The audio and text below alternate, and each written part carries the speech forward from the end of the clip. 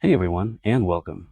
Today we are diving deep into a really fascinating conflict that lives inside all of our heads, the battle between making the smart choice and making the right choice.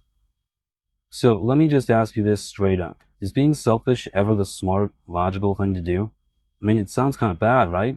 But what if I told you that sometimes when every single person in a situation acts in their own perfect self-interest, it can backfire and lead to a result that's actually worse for everyone involved? And that right there is what we call a rational trap. It's this weird paradox where everyone making a logical choice for themselves ends up leading to a collective failure. And to really get our heads around how this works, we're going to look at one of the most famous thought experiments of all time. Okay, so first up, we're heading into the world of game theory. We're going to unpack a puzzle that has kept economists, politicians, and psychologists busy for decades. This is the prisoner's dilemma. At its core, it's a scenario that perfectly shows how what's best for you can be in direct conflict with what's best for the group, especially when you're forced to make a choice in the dark with no idea what the other person is going to do. So, picture this. The police catch two partners in crime. They immediately separate them into different interrogation rooms. No communication. No way of knowing what the other is thinking.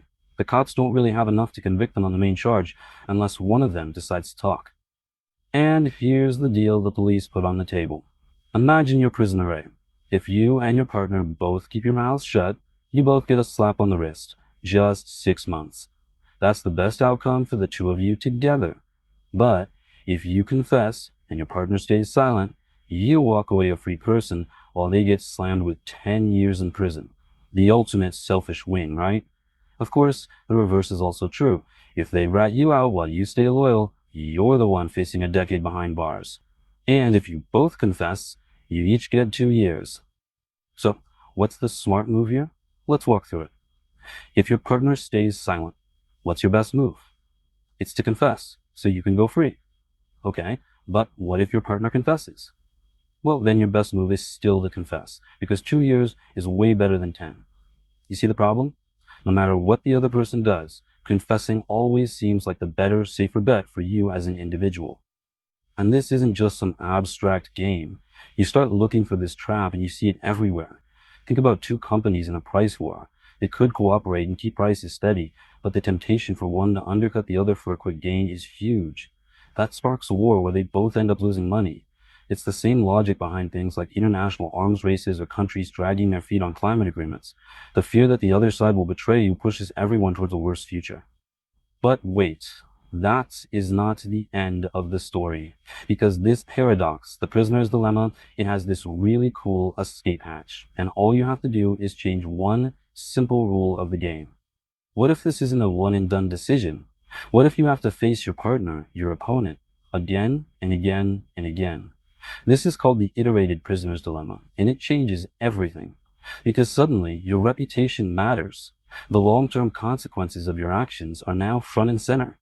So back in the 1980s, a political scientist named Robert Axelrod ran a computer tournament to find the absolute best strategy for this repeated game. And the winner was a strategy that was just shockingly simple. It was called tit for tat, and it only has two rules. Rule one, always cooperate on the first move. Be nice. Rule two, on every move after that, just do what your opponent did to you last time. They cooperate, you cooperate. They betray you betray them right back. Axelrod studied the results, and he basically figured out the DNA of a winning strategy. The best ones were always kind. They were never the first to stab someone in the back. They were vengeful or retaliatory. They wouldn't let betrayal slide. But, and this is crucial, they were also forgiving. As soon as the other player went back to cooperating, they did too. And last, they were not envious. They weren't trying to beat the other player. They were just trying to do as well as possible together. Okay, so we've seen how pure logic can set a trap for us, and how adding reputation and time can actually lead to cooperation. But now we're going to shift gears completely. What happens when cold, hard logic goes head to head with our deepest moral instincts? Let's dive into a very, very different kind of dilemma. This is the famous trolley problem. So an out-of-control trolley is barreling down the tracks, and it's headed straight for five people who are tied up and can't move. You are standing next to a lever. If you pull it, the trolley switches to a different track, where unfortunately there is one person tied up. Do you pull the lever? The math is simple, right? Save 5 lives for the price of one. And yeah, most people say they would pull that lever. But now, let's tweak the scenario. Same trolley, same 5 people in danger. Only this time, you're on a footbridge over the tracks, and standing next to you is a very large stranger. The only way to stop the trolley and save those 5 people is to physically push this person off the bridge and onto the tracks below. He will die, but the 5 will live. Now look, the utilitarian math is identical. It's still one life for 5, but I bet it feels completely different, doesn't it? And the results from studies on this are just striking. It's not even close. The vast majority of people who say they would pull the lever also say they would not push the stranger. So why? The outcome is exactly the same. Why does our moral compass just completely spin out between these two scenarios? That is the mystery we have to solve. And to solve that mystery, we need to look inside the human brain itself. We need to explore the two competing systems that are constantly wrestling for control over our decisions. The best explanation we have for this is something called dual process theory. Essentially, our brains have two different ways of thinking.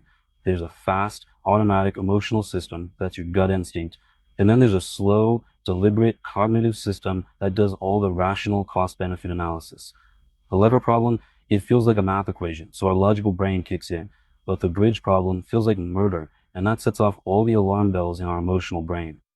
And here's the cool part. This isn't just a theory. We can actually see it happening in real time using fMRI brain scans. When people consider the impersonal lever problem, the parts of the brain associated with logic and calculation light up. But when they consider the personal bridge problem, the brain's emotional centers go into overdrive, creating this intense internal conflict. So that begs the question, who are the people who do choose to push the stranger? This is where the research gets really interesting and maybe a little bit unsettling. Studies have actually linked this purely utilitarian choice to certain personality traits, like having a harder time reading other people's emotions, or even traits associated with narcissism. It kind of suggests that a purely rational moral choice might sometimes come from, well, an emotional deficit. So, we've explored the cold logic of game theory and the messy, complicated world of our moral emotions. Where does that leave us? What's the big takeaway here? Well, the prisoner's dilemma teaches us a powerful lesson. What seems like the most rational choice in the short term, betrayal, is often a long-term trap, and that real, sustainable success comes from cooperation. The trolley problem, on the other hand, reveals a totally different kind of trap. One where pure, cold logic clashes with the powerful, non-rational instincts that actually form the foundation of our morality. The instincts that stop us from treating human beings like numbers in an equation. And all of this leaves us with one final, really difficult question.